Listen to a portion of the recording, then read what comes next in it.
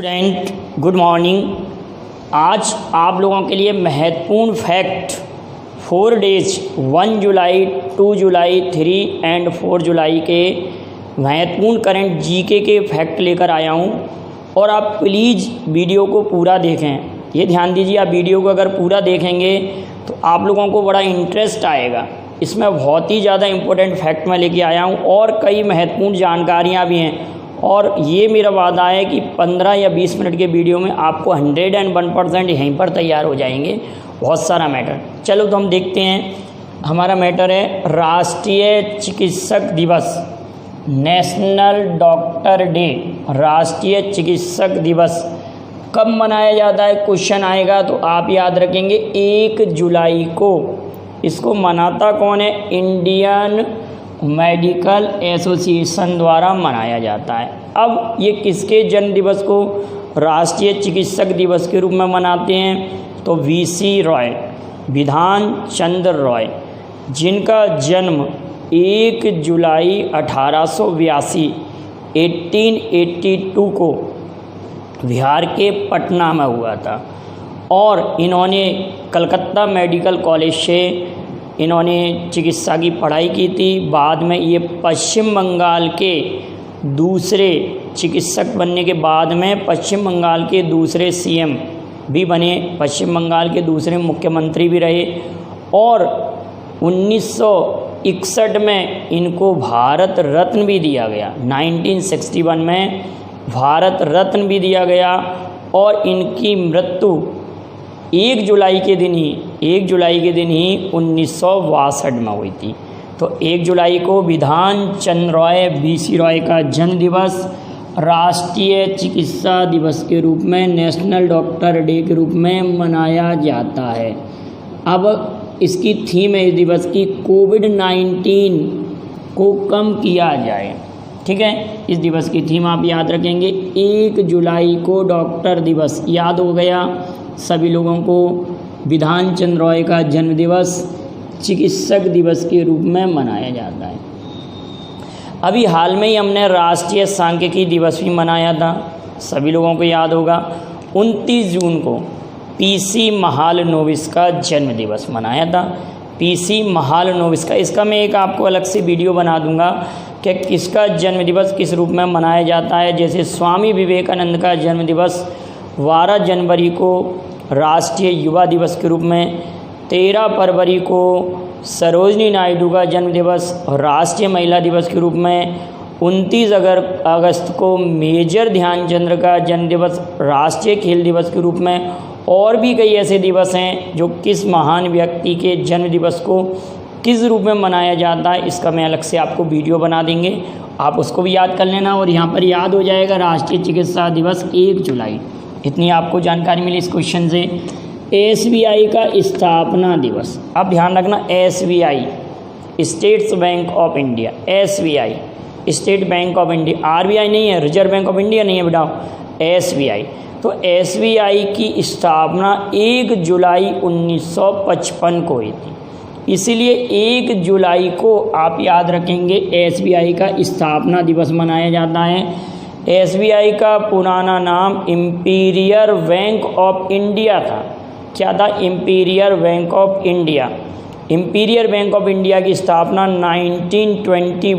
1921 में हुई थी।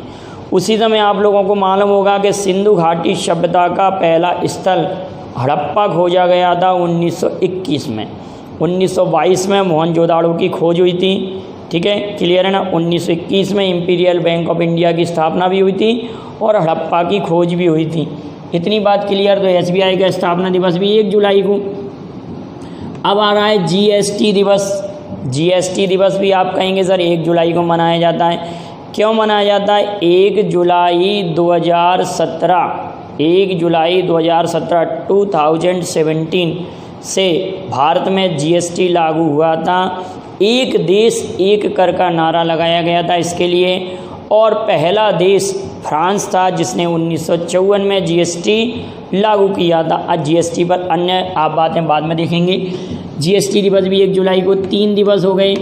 राष्ट्रीय डाक कर्मचारी दिवस आप याद रखेंगे राष्ट्रीय डाक कर्मचारी दिवस भी 1 जुलाई को मनाया जाता है। राष्ट्रीय डाक कर्मियों के लिए ये दिवस है। तो हमारे 4 दिवस हो गए 1 जुलाई को, याद हो जाएगा सभी लोगों को। अगली बात आती है national chartered accountant day. National chartered accountant day आप याद रखेंगे, ये भी आप लोगों का 1 जुलाई को ही मनाया जाता है। कब मनाया जाता है बेटाओ? नेशनल चार्टर्ड अकाउंटेंट डे 1 जुलाई को मना। 1 मिनट में ज़रा 1 मिनट रुक जाइए। क्लियर है आप लोगों को? राष्ट्रीय डाक कर्मचारी दिवस 1 जुलाई को मनाया गया है। नेशनल चार्टर्ड अकाउंटेंट डे भी 1 जुलाई को। तो ये 5 दिवस हो गए। अब हमारे पास नेक्स्ट दिवस लिखा हुआ है world UFO day. World UFO day. अब UFO का फुल फॉर्म क्या है आप सभी लोग समझिए। Unidentified flying object. जैसे आप सभी लोग जानते हैं उड़न तस्तरियाँ जिनको हम कहते हैं कि अन्य ग्रह के जीव भी हमारे देश में आते हैं, अन्य ग्रहों पर आते हैं, पृथ्वी पर आते हैं, अन्य ग्रह पर जाते हैं। उसी के बारे में जागरूकता या जानकारी के लिए ये दिवस मनाया जाता है 2 जुलाई को। वर्ल्ड UFO डे कब मनाया जाएगा बेटा? ये 5 दिवस तो 1 जुलाई को हो गए। ये दिवस हो गया UFO डे आप याद रखना कब मनाया जाता है? 2 जुलाई को मनाया जाता है। अगली बात आ रही है विश्व खेल पत्रकारिता दिवस। विश्व खेल पत्रकार दिवस। अब ये क्वेश्चन आप लोगों के लिए है विश्व खेल पत्रकार दिवस। तो इस पर मैं 3 क्वेश्चन आप लोगों से पूछता हूँ। विश्व प्रेस स्वतंत्रता दिवस कब मनाया जाता है? क्या क्वेश्चन है? विश्व प्रेस स्वतंत्रता दिवस कब मनाया जाता है? हिंदी पत्रकारिता दिवस कब मनाया जाता है? विश्व खेल पत्रकारिता दिवस 2 जुलाई को मनाया जाता है। ये भी 2 जुलाई को हो गया। विश्व खेल पत्रकारिता दिवस 2 जुलाई को। 2 क्वेश्चन मैंने आप लोगों से पूछे हैं और ये 2 जुलाई को हो गया। अगली बात आती है international day. International day of cooperatives. International day of cooperatives सहकारिता दिवस। सहकारिता दिवस, अंतर्राष्ट्रीय सहकारिता दिवस। जो सहकारिता बैंक हैं, सहकारी संस्थाएं हैं, उनके सम्मान के लिए जुलाई माह का फर्स्ट सैटरडे। तो इस बार जुलाई माह में फर्स्ट सैटरडे 4 जुलाई को पड़ा है। इसीलिए इंटरनेशनल डे ऑफ कॉरपोरेटिव सहकारिता दिवस कब मनाया गया है? तो आप कहेंगे 4 जुलाई को। अब UNO द्वारा सहकारिता वर्ष या सतत ऊर्जा वर्ष 2012 को घोषित किया था। ये भी याद रखना, सहकारिता वर्ष 2012 को, सतत ऊर्जा वर्ष भी 2012 को। और दलहन वर्ष किसी स्टूडेंट ने पूछा था तो 2016 सही है बेटा, बिल्कुल राइट है। दलहन वर्ष 2016 को। क्लियर है? जैव विविधता वर्ष 2010 है। अगली बात आती है हमारे पास अमेरिका का स्वतंत्रता दिवस। इसको बड़े ध्यान से आप समझेंगे। अमेरिका का स्वतंत्रता दिवस 4 जुलाई को मनाया जाता है। कब मनाया जाता है? 4 जुलाई को। अब अगली इम्पोर्टेंट बात आप क्या है कि 4 जुलाई के दिन पृथ्वी सूर्य के सर्वाधिक दूरी पर होती है, मैक्सिमम डिस्टेंस पर होती है, जिसको हम अपसौर कहते हैं। अपसौर कहते हैं और इसको इंग्लिश में एपीहीलियन कहते हैं। क्या कहते हैं? पृथ्वी जब सूर्य से सर्वाधिक दूरी पर होती है तो 4 जुलाई के दिन पृथ्वी सूर्य से सर्वाधिक दूरी पर होती है, जिसको हम एपीहीलियन कहते हैं। लेकिन पृथ्वी सूर्य से सर्वाधिक पास 3 जनवरी को होती है। कब होती है बेटा? 3 जनवरी, 3 जनवरी। और इसको हम क्या कहेंगे? इसको एपीहीलियन, उसको पेरीहीलियन। और इसको कह रहे थे हम अपसौर, उसको कहते हैं हम उपसौर। उपसौर कहेंगे उसको। ये अपसौर है, वो उपसौर है। एपीहीलियन है, वो पेरीहीलियन हो जाएगा। इसी प्रकार से जब पृथ्वी और चंद्रमा निकटतम दूरी पर होते हैं, निकटतम दूरी पर होते हैं, उसको कहते हैं अपभू।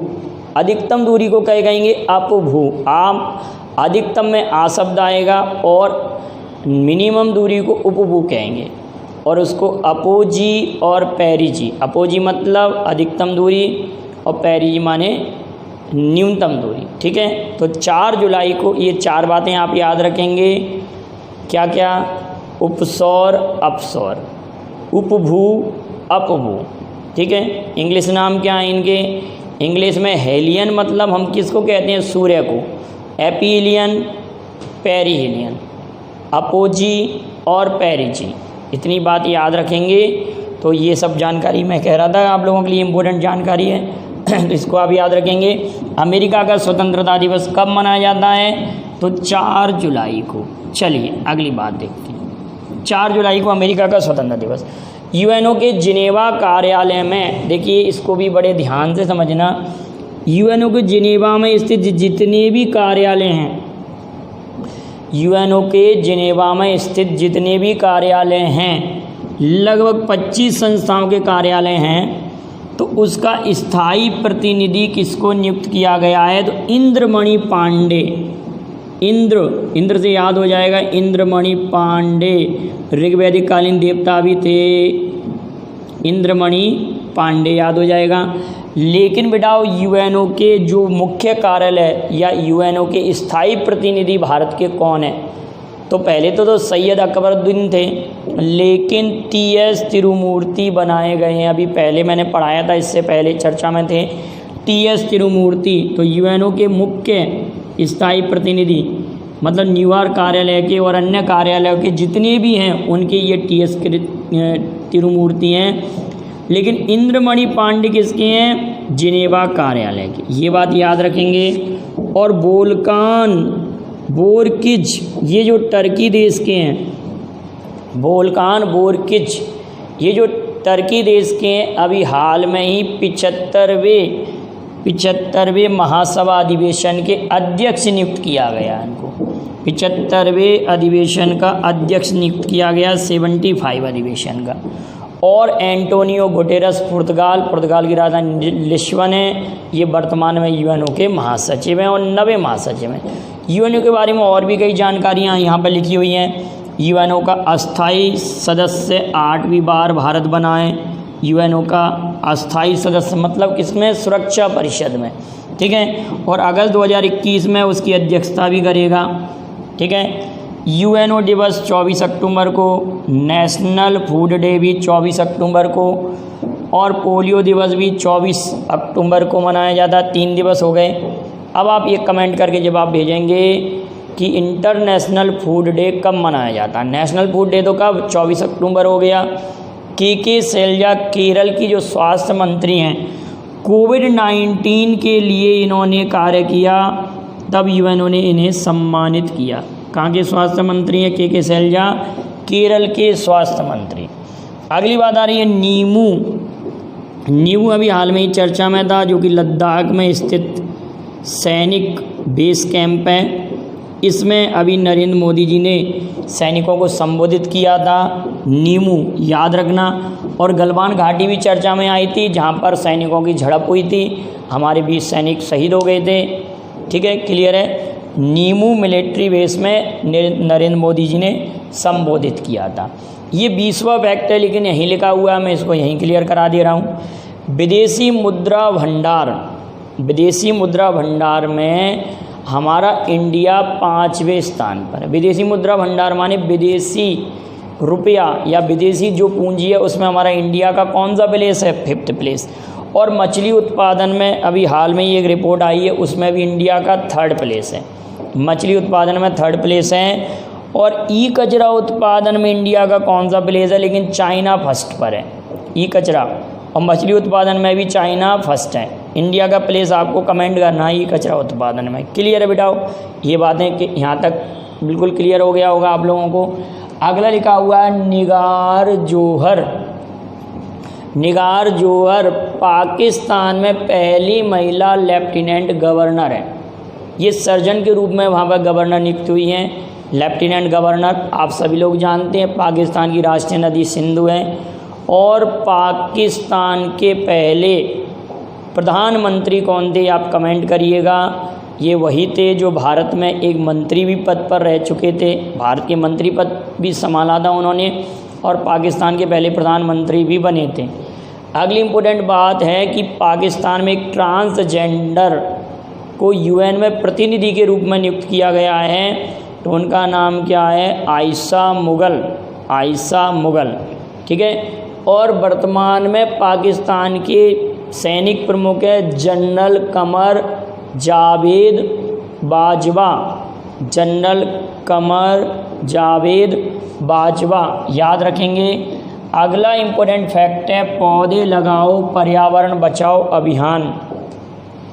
ये दिल्ली सरकार ने प्रारंभ किया है, दिल्ली सरकार अभी जुलाई माह में पौधे लगाएगी।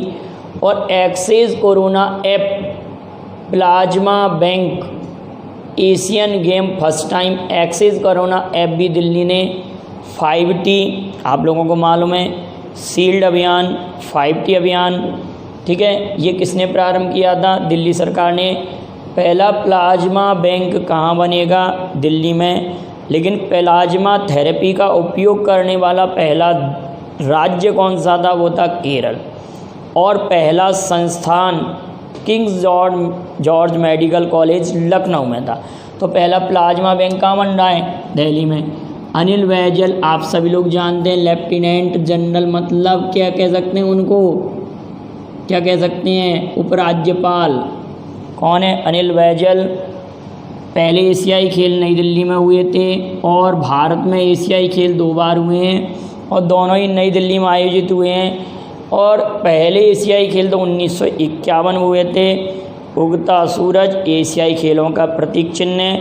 और दिल्ली में दूसरी बार जब एशियाई खेल हुए, दिल्ली में 2 बार भारत में आयोजित हुए हैं, तो दिल्ली में दूसरी बार कब आयोजित हुए हैं ये आप बताएंगे, ठीक है ना। और राष्ट्रमंडल खेल भारत में पहली बार 2010 में आयोजित हुए थे, ये भी याद रखना।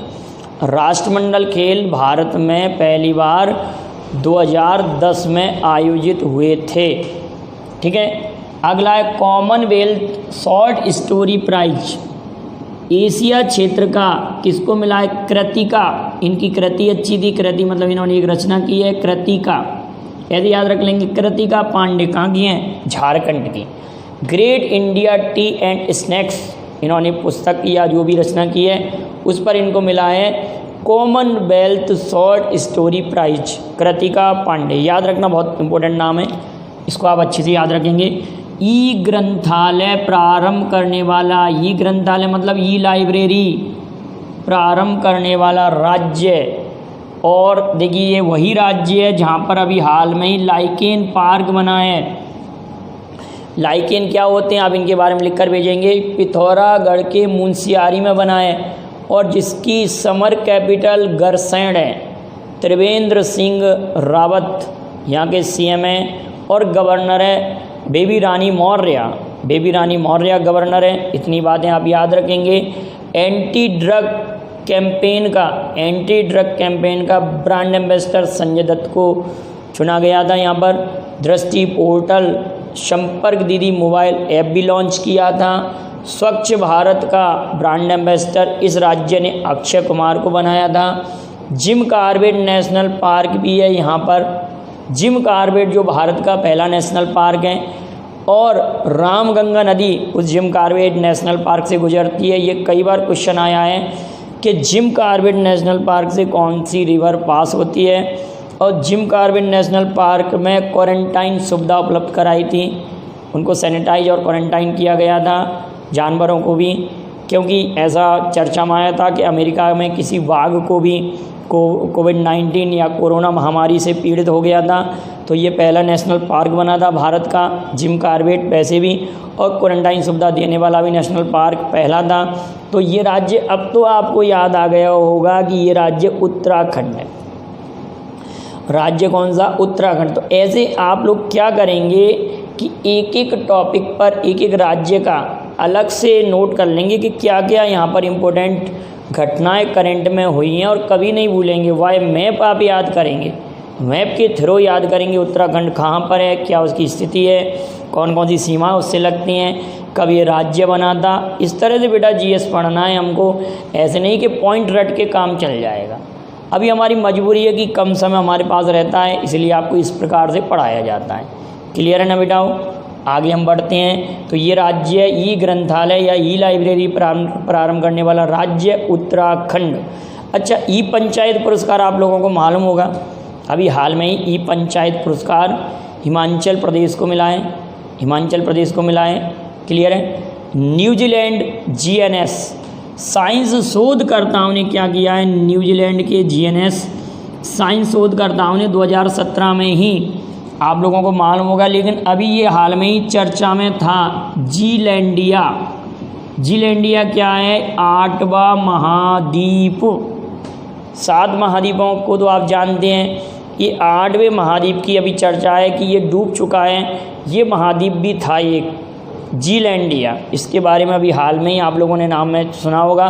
तो कंपटीशन में कैसे आएगा कि जीलैंडिया क्या है, तो अभी हाल में चर्चा में रहा 8वां महाद्वीप। ठीक है, अभी हाल में ही चर्चा में रहा 8वां महाद्वीप। ऑप्शन आएंगे, एक ज्वालामुखी पर्वत है, एक देश का नाम है, एक महाद्वीप है, ठीक है, एक उपग्रह का नाम है। इस तरह से ऑप्शन आएंगे तो हमारा क्या है, ये 8वां महाद्वीप है। बस इतना आपको याद होना चाहिए। अगला इंपॉर्टेंट बात है सियरा लियोन। सियरा लियोन की राजधानी है फ्री टाउन। सियरा लियोन की राजधानी है फ्री टाउन। और यहाँ पर भारत के राजदूत कौन बने हैं? राकेश कुमार अरोड़ा। राकेश कुमार अरोड़ा।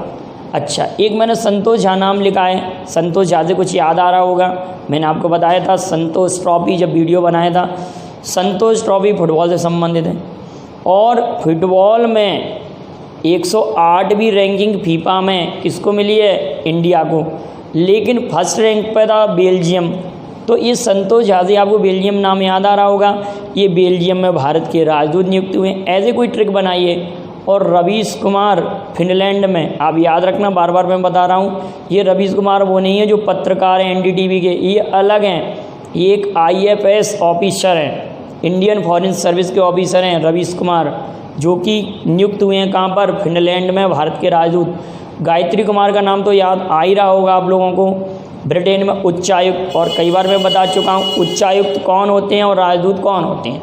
क्लियर है? एंड्रोड फिलिप ने इस्तीफा दिया है, ये फ्रांस के प्रधानमंत्री हैं। कोविड-19 के प्रभाव के कारण ये चर्चा में रहे थे और इन्होंने उस प्रभाव के कारण इन्होंने क्या दे दिया है? इस्तीफा दे दिया है फ्रांस के पीएम। अब आप बताएंगे फ्रांस के राष्ट्रपति कौन हैं? ठीक है, आपको नाम मुझे लगता है याद आ गया हो गया।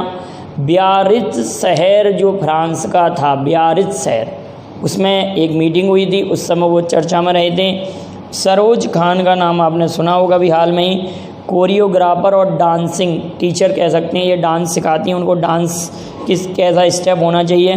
तो सरोज खान के बारे में सभी लोग सरोज खान नाम जानते हैं, लेकिन इनका वास्तविक नाम निर्मला नागपाल क्या था? निर्मला नागपाल। अगर यही क्वेश्चन आ जाए कि निर्मला नागपाल जी का भी हाल में निधन हुआ, किस क्षेत्र से रिलेटेड है, तो शायद ही आप लोग इसको गलत कर दें।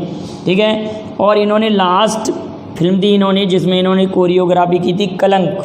ठीक है, कलंक इनकी लास्ट फिल्म थी और इनमें माधुरी दीक्षित के लिए कोरियोग्राफ किया था। अब आप बताएंगे इनकी पहली फिल्म कौन सी थी जिसमें इन्होंने कोरियोग्राफ की शुरुआत की थी और किस फिल्म कलाकार के साथ। ठीक है, और ये 3 बार कोरियोग्राफी में नेशनल पुरस्कार भी विजेता रही हैं। तो इनका वास्तविक नाम जरूर आप याद रखना, निर्मला नागपाल।